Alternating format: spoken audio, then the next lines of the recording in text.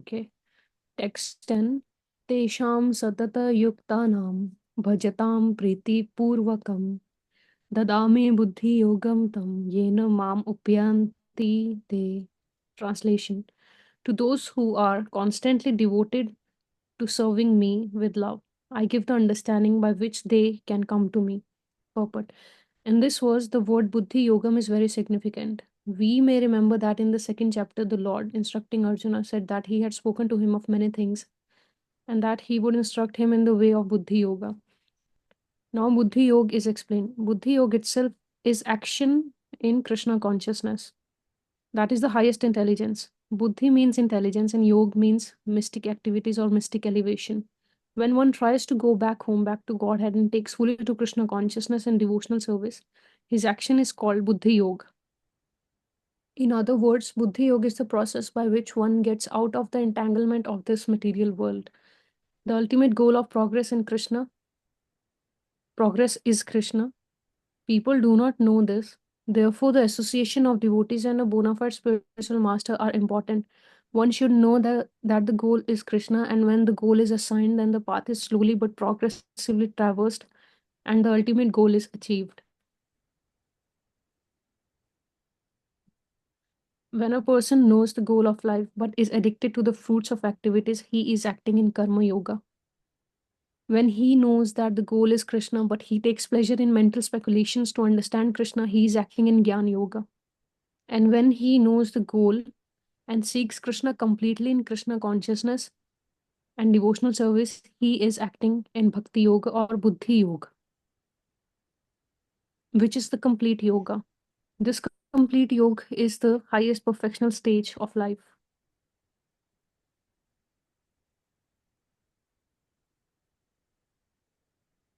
A person may have a bona fide spiritual master and may be attached to a spiritual organization, but he is still not intelligent enough to make progress. Then Krishna from within gives him instructions so that he may ultimately come to him without difficulty. The qualification is that a person always engage himself in Krishna consciousness and with love and devotion render all kinds of services. He should perform some sort of work for Krishna, and that work should be with love. If a devotee is not intelligent enough to make progress on the path of self realization but is sincere and devoted to the activities of devotional service, the Lord gives him a chance to make progress and ultimately attain to him.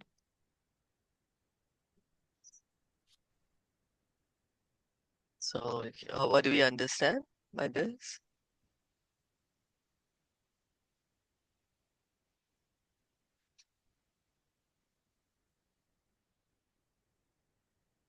Like the ones who are doing devotional service constantly, uh, Lord provides them understanding by which they can reach him. Yeah, that's right.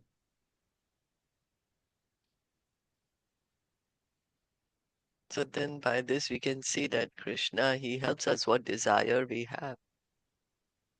Yeah, and he helps Mm. us go towards fulfillment of that desire. Somebody sincerely has a desire to serve Krishna and is serving Krishna, then gives him the intelligence how to make progress, more and more progress in spiritual life.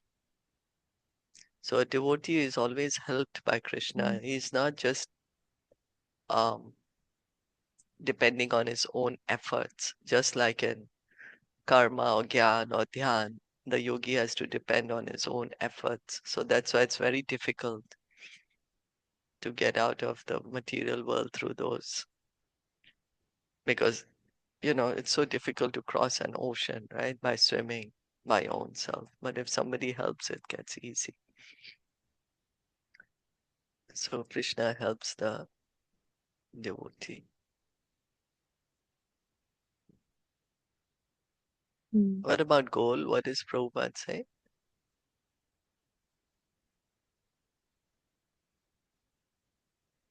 Goal, like our goal is Krishna. Yeah, we make so many goals, right? We make health goals, we make financial goals, we make career goals. But actually, our ultimate goal is Krishna. If we can set that goal, Mm. sure, the physical, the financial, the career, sure, those, you know, for sake of practicality, we need to.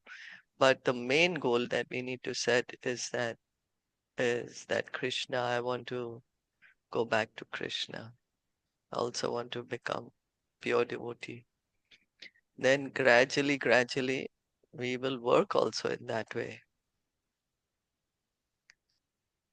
Just like, okay, we have a Mm. physical goal, then we are gradually working towards it, right? Somehow or the other, if we are saying that fitness goal, I need to maybe exercise for X number of so much time every day or every week, or then we do it.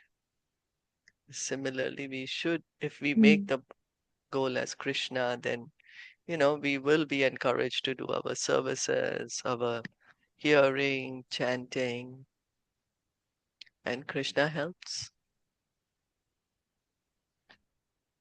Here, Prabhupada is uh, speaking about the different yogis, the karma yogi, the jnana yogi, and the bhakta.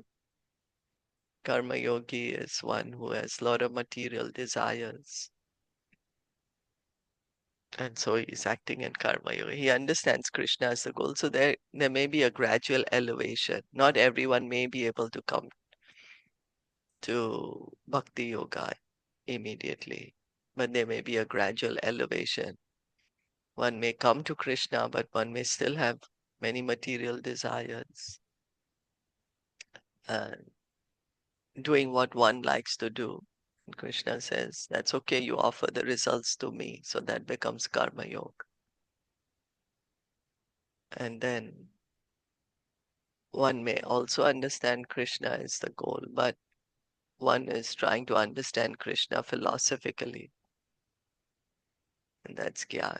And then when he is completely following Krishna's instructions, surrender to Krishna, is completely in Krishna conscious. Means now he's kept Krishna as the center of his life.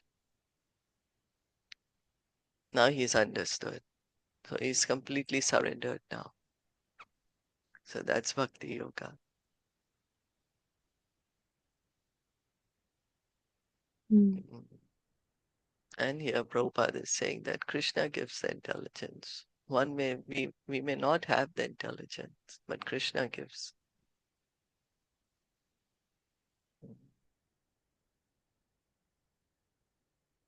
So Krishna sees the sincerity, and then Krishna helps the devotee to come to him. Okay, we go to the next one. Yeah. Text 11.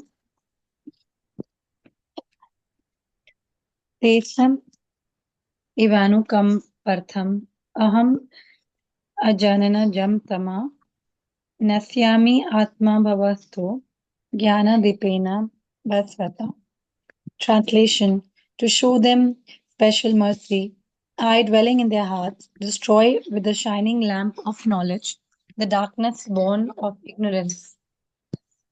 Purport: when Lord Chaitanya was in Benares promulgating the chanting of Hare Krishna, Krishna Krishna, Hare Hare, Hare Ram, Ram Ram, Hare Hare, thousands of people were following him. Prakash Nanda Saraswati, a very influential and learned scholar in Benares at that time, derided Lord Chaitanya for being a sentimentalist. Sometimes Mayavadi philosophers criticize the devotees because they think that most of the devotees are in the darkness of ignorance and are philosophically naive sentimentalists. Actually, that is not the fact. There are very, very learned scholars who have put forward the philosophy of devotion But even if a devotee does not take advantage of their literature or of his spiritual master, if he is sincere in his devotional service, he is held by Krishna himself within his heart. So the sincere devotee engaged in Krishna consciousness cannot be without knowledge. The only qualification is that one carry out devotional service in full Krishna consciousness. The Mayavadi philosophers think that without discriminating, one cannot have pure knowledge. For them, this answer is given by the Supreme Lord. Those who are engaged in pure devotional service, even though they be without sufficient education and even without sufficient knowledge of the Vedic principles, are still helped by the Supreme God, as stated in this verse. The Lord tells Arjuna that basically there is no possibility of understanding the supreme truth, the absolute truth, the supreme personality of Godhead, simply by speculating, for the supreme truth is so great that it is not possible to understand him or to achieve him simply by making a mental effort. Man can go on speculating for several millions of years, and if he is not devoted, he is not a lover of the supreme truth, he will never understand Krishna or the supreme truth. Only by devotional service is the supreme truth Krishna pleased, and by his inconceivable energy, he can reveal himself to the heart of the pure devotee. The pure devotee always has Krishna within his heart, and with the presence of Krishna, who is just like the sun, the darkness of ignorance is at once dissipated. This is the special mercy rendered to the pure devotee by Krishna. Due to the contamination of material association through many, many millions of births, one's heart is always covered with the dust of materialism. But when one engages in devotional service and constantly chants Hare Krishna, the dust quickly clears and one is elevated to the platform of pure knowledge. The ultimate goal, Vishnu, can be attained only by this chant and by devotional service, and not by mental speculation or argument. The pure devotee does not have to worry about the material necessities of life. He need not be anxious because when he removes the darkness from his heart, everything is provided automatically by the Supreme Lord, who is pleased by the loving devotion service of the devotee. This is the essence of the teachings of Bhagavad Gita. By studying Bhagavad Gita, one can become a soul completely surrendered to the Supreme Lord and engage himself in pure devotional service. As the Lord takes charge, one becomes completely free from all kinds of materialistic endeavors. So what do we understand? What is Krishna saying here?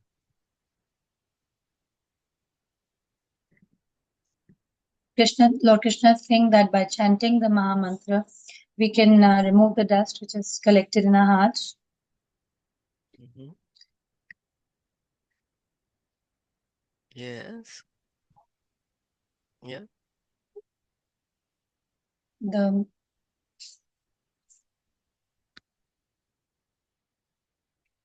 And Krishna is the Paramatma, right? So he sees that one is engaged in devotional service, one is sincere. So he's giving them the intelligence and he's also removing the ignorance from the heart of the devotee. He's giving knowledge to the devotee. He's revealing knowledge to the devotee. So one may think, oh, I'm going to get knowledge independently without engaging in devotional service. Taking the path of knowledge. But that is just going to give us mental speculation because our mind can make us imagine anything. If we actually want to understand the absolute truth, then we need to hear about the absolute truth. And this is how the absolute truth reveals himself to us. Krishna is the absolute truth. We want to understand him. We engage in devotional service. And then Krishna, who's in the heart, he understands our desire and he removes the ignorance.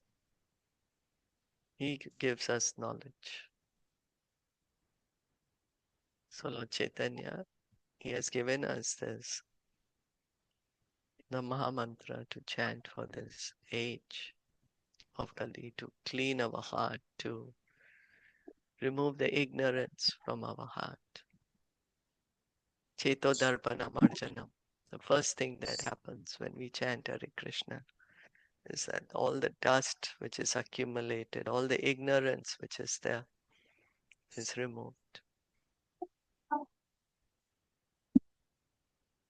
So again, this shows that Krishna helps the pure devotee.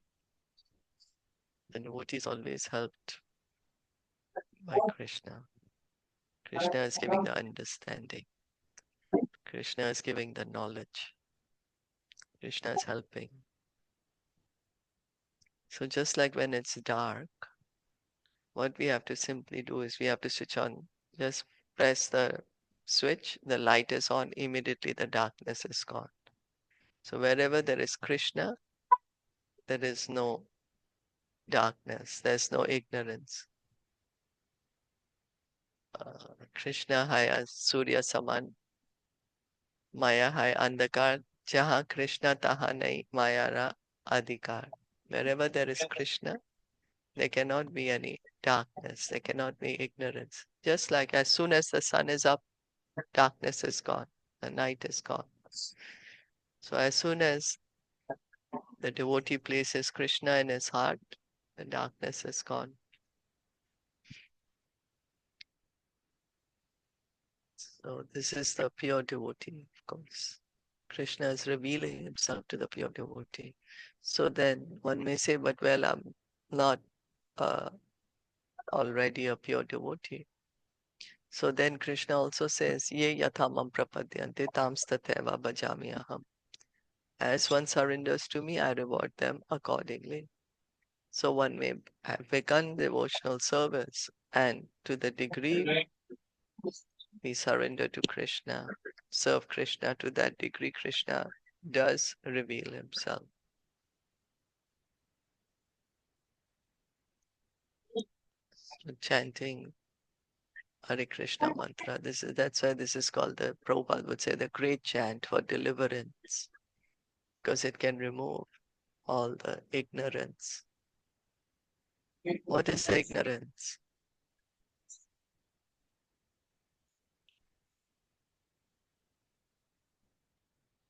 What is ignorance actually?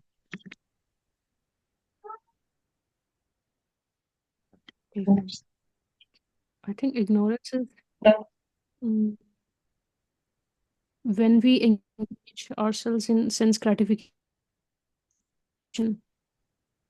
Yeah. So why do we do that? Because the heart is always covered with the materialistic things. Yeah. Yeah. But why is the heart covered with materialistic things?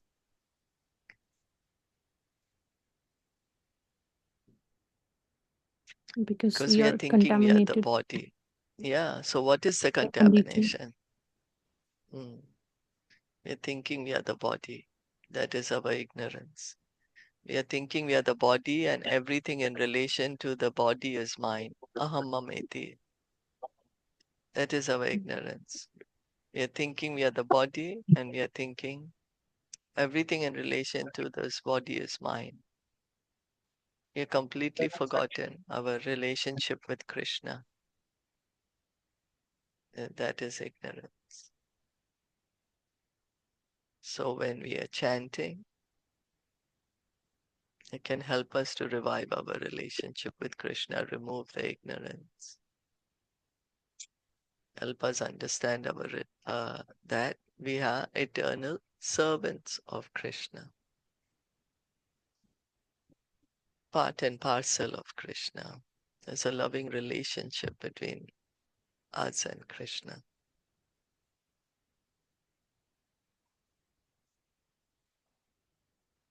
So then Krishna seeing somebody sincerely trying to hear, trying to chant, engage in devotional service, then Krishna who's in the heart, he cleans our heart of all the ignorance, all the material desires, all the contamination. And he reveals himself to us. Is that okay? Yeah. So Yes. Krishna's grace is needed. Because one may say, oh, well, then I don't need Krishna. I can just hear and chant. But no, by hearing chanting, we are attracting Krishna's grace, His mercy. Krishna is helping us at every step, just like a baby. But the baby is simply desiring, and then the father is helping the baby at every step. So we are children of Krishna, and Krishna is helping at every step when he sees the sincerity that one wants to know me, one wants to understand the truth. And Krishna helps. Okay, we'll stop here for today. Yeah. Bhagavad Gita ki jai, Srila Prabhupada ki jai, Gaur Bhakta Vrinda ki jai. Hare Krishna.